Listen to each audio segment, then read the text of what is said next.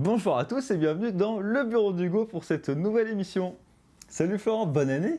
Bonne année Val. Et puis bonne année à tous, on espère que vous serez nombreux à nous regarder pour ce début d'année et qu'on aura plein de choses à partager ensemble sur la tech, la culture, les jeux vidéo, tout ce qui sort, les livres, les séries. Et du coup, on a trouvé quoi dans le bureau d'Hugo pour cette nouvelle année? Alors pour cette nouvelle année, on va parler de films, on va parler de nouveaux albums qui vont sortir là tout de suite maintenant. On va parler du CES 2023, donc ça nous fait tout un programme.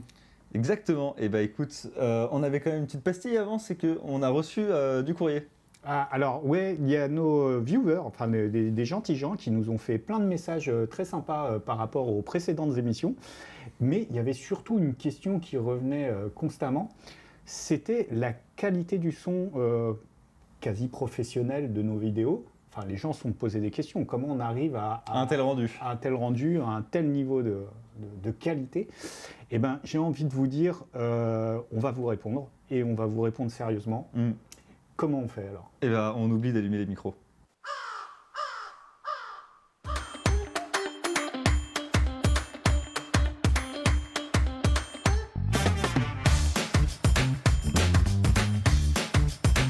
Et donc on commence ces news de ce début d'année et tu voulais nous parler d'un album de musique que tu écoutes en ce moment.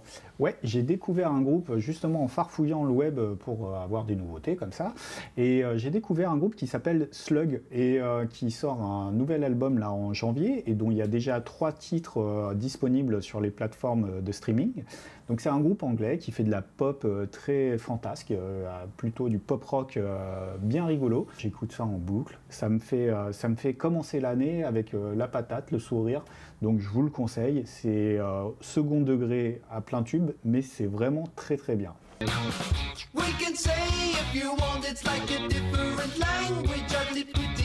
Moi en parlant d'avoir la patate, moi j'écoute un vieux monsieur qui a la patate puisque c'est Iggy Pop qui a 75 ans qui ressort son nouvel album là en janvier qui s'appelle Every Loser.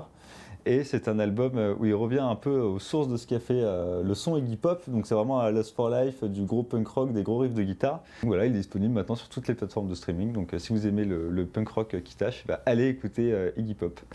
Et d'ailleurs, je t'ai vu secouer la tête avec un casque que je connais pas. Ouais, alors ce casque qu'on va vous afficher quelque part, c'est le Sivga Oriole, qui est le nouveau casque de la marque chinoise Sivga, qui fait des casques hi-fi principalement, qui sont d'excellents rapports qualité-prix. Donc ce Sivga Oriole, il se met un peu dans la même gamme que le Sivga Robin. C'est un casque magnifique déjà, parce qu'il est en cuir et en bois, il est vraiment beau. Il est extrêmement confortable. C'est un casque accessible parce qu'il vaut 249 €. Et en fait, pourquoi j'en parle? C'est parce que c'est le casque idéal quand vous êtes au travail, parce qu'il est très confortable. Il permet une approche hi-fi. C'est la petite recommandation en casque de ce début d'année. Florent, toi, tu souhaitais nous parler du nouveau rayon qui est mis en ligne sur le site et qui est le rayon des Blu-ray. Oui, parce que ça fait quelques semaines qu'on travaille sur le sujet avec les collègues. On a décidé de créer un rayon Blu-ray.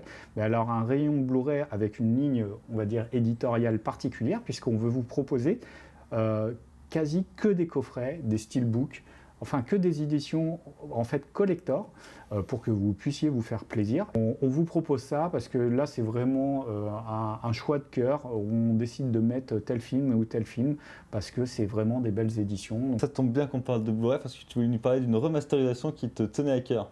Alors c'est des rumeurs, mais en fait c'est des rumeurs qui sont quand même dans les 90% vérifiées.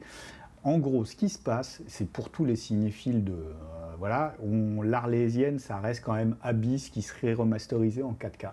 Et apparemment, il semblerait que Disney veut profiter de la sortie d'Avatar et d'Avatar 2 en Blu-ray 4K pour mettre Cameron à l'honneur et profiter de ça pour sortir donc Abyss en 4K remasterisé avec une qualité d'image aux petits oignons. Donc c'est une vraie attente et je pense que dès qu'on aura une copie ou la moindre petite info, on en reparlera parce que c'est quelque chose, en tout cas moi, que j'attends énormément parce que c'est vraiment le chaînon manquant entre Titanic et Avatar. Valentin, toi tu m'as parlé d'une série assez étrange, Kaléidoscope. Alors, explique-moi le concept. Kaléidoscope, c'est une nouvelle série qui est sortie en janvier sur Netflix. Qui raconte l'histoire d'un braquage qui a vraiment eu lieu. C'est tiré d'une histoire vraie, c'est le braquage pendant l'ouragan Sandy. Il y a 70 millions de dollars qui ont disparu du centre de Manhattan. Et donc du coup, Netflix a décidé de raconter cette histoire. en prenant un parti pris assez intéressant, c'est que ça raconte toute l'histoire du braquage et le braquage, mais toute l'histoire du braquage qui est composée de 7 épisodes est regardable dans le sens qu'on veut. Donc ça donne un nombre de possibilités assez incroyables en termes d'histoire, de la façon dont les histoires des personnages vont se succéder. Et ça permet à chacun en fait, de construire sa propre histoire du kaléidoscope et à la fin de regarder l'épisode final. C'est assez intéressant, c'est un concept que Netflix fait assez souvent, ces espèces de séries ou films dont vous êtes le héros. Ils avaient sorti You vs Wild, qui était une émission avec Bear Grylls, où on l'accompagnait dans ses aventures, et on pouvait choisir un peu qu'est-ce que je fais, est-ce que je mange la limace que je viens de trouver ou non. Voilà. Et il y avait aussi un épisode qui avait beaucoup marqué la critique, c'était Bandersnatch de Black Mirror, où là aussi on pouvait faire des choix qui influençaient sur le résultat de l'épisode. Donc voilà, c'est assez intéressant à essayer. Ouais, et puis c'est dans l'air du temps, puisque en ce moment il y a tout le multivers, tous ces espèces de récits comme ça fragmentés qui s'imposent. Et du coup, ça tombe bien parce que c'est exactement ce dont on va parler dans la suite, puisqu'on va voir avec notre collègue Kevin qui va nous parler du film Everywhere Everything, Everywhere, All at Once. Voilà. Donc on se retrouve maintenant avec notre collègue Kevin. Salut Kevin. Bonjour. Kevin, il est là parce que c'est le cofondateur avec moi du Ciné Club. C'est vrai. Et ouais. Et c'est surtout un énorme cinéphile. Il a une chaîne de cinéma sur YouTube. Enfin voilà, c'est vraiment quelqu'un qui adore ça. Et il nous a fait découvrir un film ces derniers mois qui est Everything, Everywhere, All at Once. Alors du coup, c'est quoi le Ciné Club, Kevin ? Du coup, avec Florent, on a eu l'idée de proposer une sélection de films à nos collègues, parce qu'on dispose chez Son Vidéo de salles cinéma qui sont vraiment impressionnantes au niveau du son, de l'image, tout ça. Toute l'installation est assez incroyable. Et c'est vrai qu'on s'est dit ça serait cool de se faire des petites projos et de faire partager aux collègues des différents services et tout. Et puis du coup, on fait ça depuis quelques mois déjà. Ça marche plutôt bien. Ouais. On se retrouve avec des salles complètes quasiment à chaque fois. Donc là, c'était l'occasion. Il y a la sortie de Everything Everywhere All at Once en Blu-ray. Et du coup, c'était l'occasion. On s'est dit pourquoi pas le proposer. C'est un film qui, à la base, avait pas une grosse sortie cinéma. Et de fil en aiguille, le bouche à oreille a bien fait marcher le film. Il a eu un peu plus de diffusion, mais les gens ne le connaissent pas suffisamment. Ouais. Et donc tu es là pour nous en parler. Tout à fait. Et alors du coup, c'est quoi Everything, Everywhere, All at Once ? Everything Everywhere All at Once, c'est dur à dire. C'est un espèce de gros délire en fait. Ça a été réalisé par les Daniels, comme on les appelle, parce qu'il y a deux réalisateurs, Daniel Scheinert et Daniel Kwan. C'est un espèce de gros délire inspiré en grande partie de Matrix. On retrouve Michelle Yeoh, on retrouve Kiwi Kwan, qui est le petit gamin d'Indiana Jones, c'est 2001, et qui ont eu tous les deux des Golden Globes hier soir. C'est ça, exactement. Voilà. Donc meilleure actrice dans une comédie. Exactement. Et meilleur second rôle masculin. Donc voilà, on a également Jamie Lee Curtis au casting, qui est fantastique dans le film. Et donc ça parle d'une famille sino-américaine qui possède un lavomatique. Et donc du coup, qui sont en retard sur leurs impôts, tout ça machin, c'est compliqué. Et du coup, en fait, pendant qu'ils vont à un rendez-vous justement... avec l'inspectrice des impôts. Avec l'inspectrice des impôts, du coup. Et Evelyn, elle va commencer à subir des choses un peu bizarres. Il y a son mari qui va changer subitement de personnalité, qui va passer d'un mec tout timide, tout penaud, à une star de film d'action qui fait des cascades partout, et qui va lui dire qu'elle est la clé pour sauver le multivers. Voilà. Donc un gros délire autour du multivers. Exactement. Et qui est un sujet un peu tendance, puisqu'il y a eu Doctor Strange avec les Spider-Man et tout ça. Ouais, et donc là ils ont repris le concept du multivers, sauf qu'ils l'ont fait En mieux. Voilà, en mieux. En fait, le film il est tout à la fois. Il est All at once. ouais, il y a de la comédie, il y a du drame, et quand il y a de la comédie c'est très drôle, quand il y a de l'action c'est très bien réalisé, et quand il y a du drame c'est très touchant en plus. Oui. Et il y a des sujets sociétaux. L'homosexualité, il y a l'intégration des étrangers aux États-Unis. Et justement, il y a aussi les deux ensemble, parce qu'il y a l'homosexualité dans la communauté sino-américaine. Et ça qu'on n'a pas trop vu non plus dans le cinéma grand public, et qui est plutôt bien traité. Et donc voilà, c'est vraiment délirant, c'est très bien réalisé. Le premier plan du film, il est incroyable en termes de réalisation. Je vous laisse la surprise.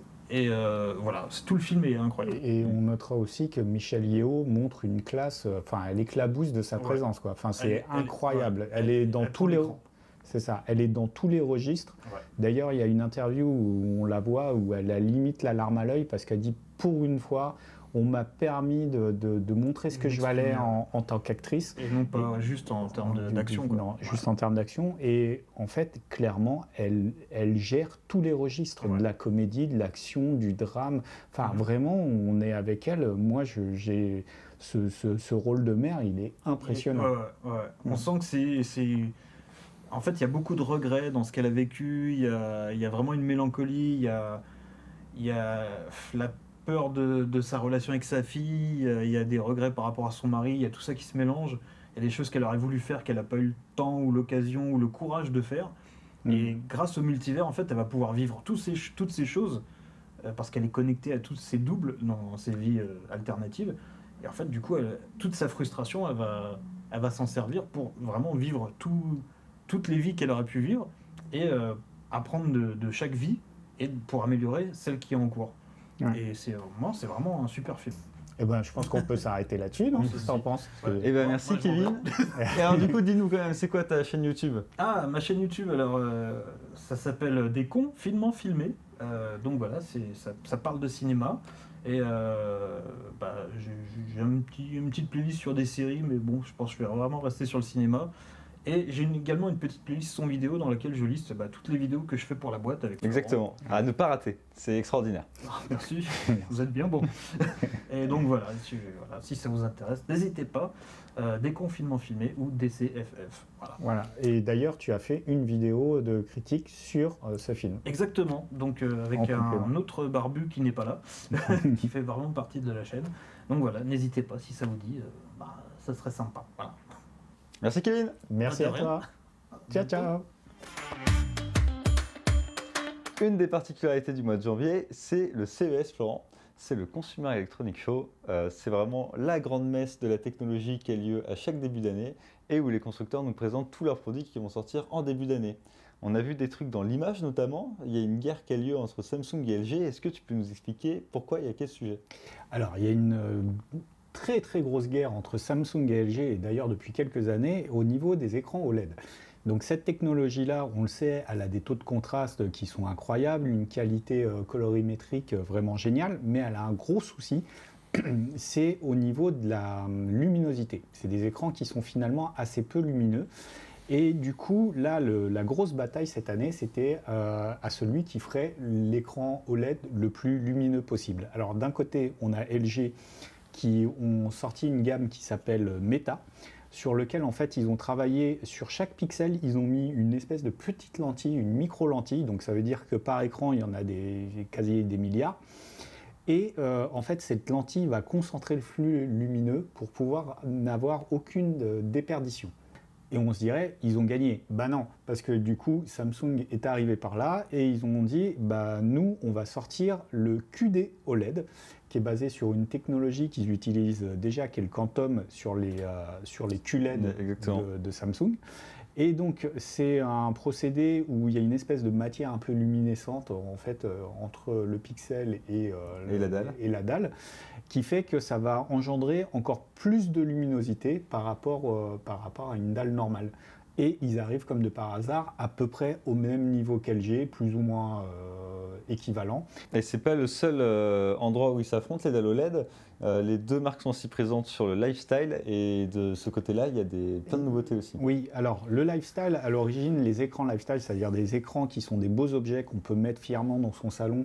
C'était Samsung qui avait créé ça avec les sérifs. Les sérifs et les frames. Et les s'accrochaient comme tableau. Comme des tableaux. LG, ils ont sorti un modèle qui s'appelle le M3. Donc il y a un boîtier déporté qu'on peut mettre à peu près jusqu'à 9 mètres du téléviseur en champ libre. On branche toutes les sources sur ce boîtier-là et le boîtier, il transmet en sans fil au téléviseur. Et du coup, le téléviseur reçoit une qualité 4K à 120 Hz à travers les ondes. ce qui évite d'avoir des câbles qui traînent partout au milieu du salon. Ouais, il y a un autre constructeur d'ailleurs qui a trouvé une autre solution pour pas avoir de câble, c'est qu'il y a maintenant finalement plus que la télé. Voilà, alors il y a Displate qui est un constructeur, une start-up qui a créé un téléviseur sur batterie. Donc il y a 4 batteries à l'intérieur qui permet d'avoir une autonomie globale de 180 heures, mais on peut enlever une batterie ou 2 batteries en fonction pour les recharger pendant qu'on regarde la télé. Donc là, c'est basé sur la même techno que le M3 au niveau de la transmission d'image. Mais par contre, effectivement, là, il n'y a même plus de câble secteur, il n'y a plus rien.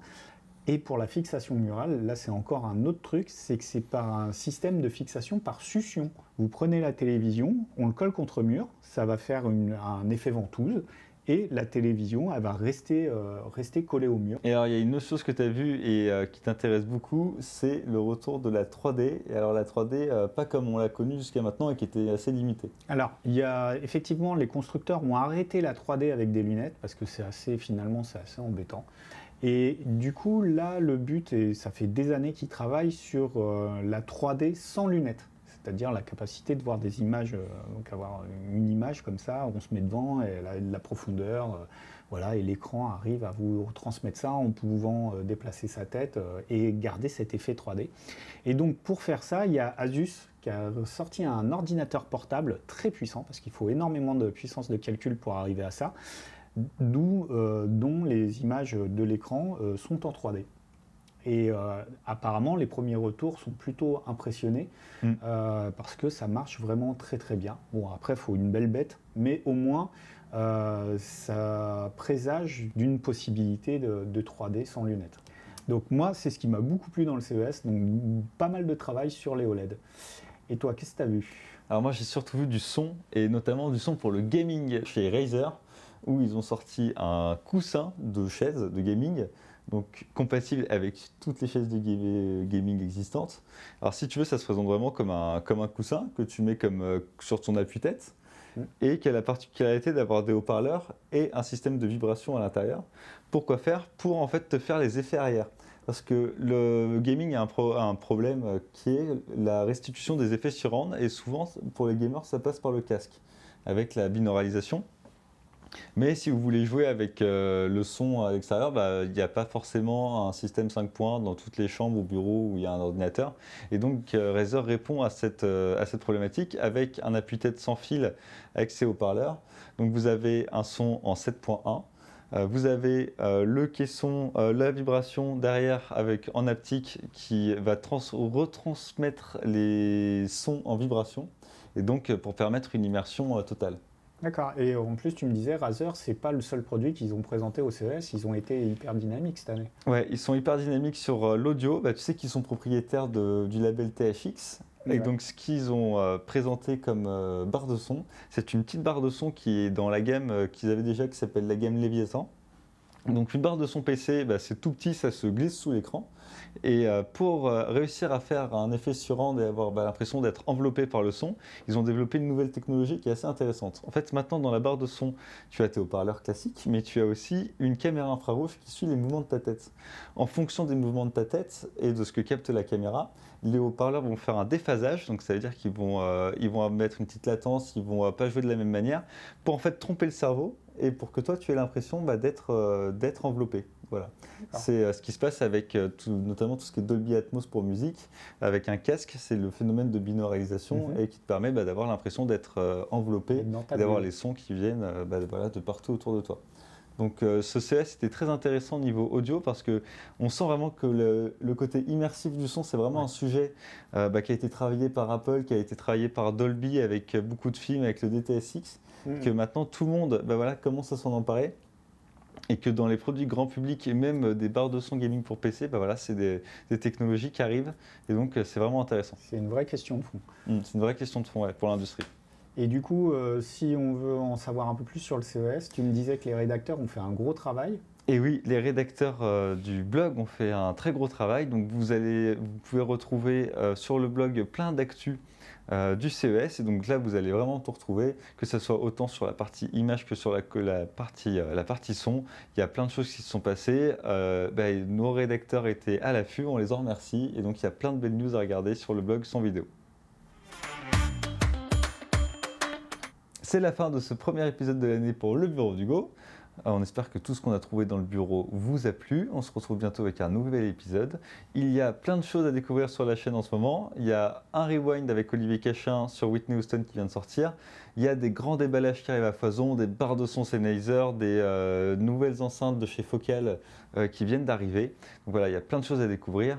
En ce moment sur le site également, c'est les soldes, donc n'hésitez pas à aller faire un tour pour faire plein de bonnes affaires en FI et en cinéma. On a une petite actualité, c'est qu'on est également partenaire de la Nuit de la Déprime. Qu'est-ce que c'est la Nuit de la Déprime, Florent ? Eh ben, la Nuit de la Déprime, c'est une soirée-concert où en fait chaque artiste va chanter une chanson déprimante De son répertoire. de son répertoire, et nous on aura un stand. Donc si vous voulez voir des vrais chanteurs et puis peut-être nous rencontrer, à Voilà. bientôt à la Nuit de la Déprime alors. Exactement, et sur le site, on va également publier pour le Blue Monday des playlists avec les pires chansons dépressives des chanteurs qui seront à la Nuit de la Déprime.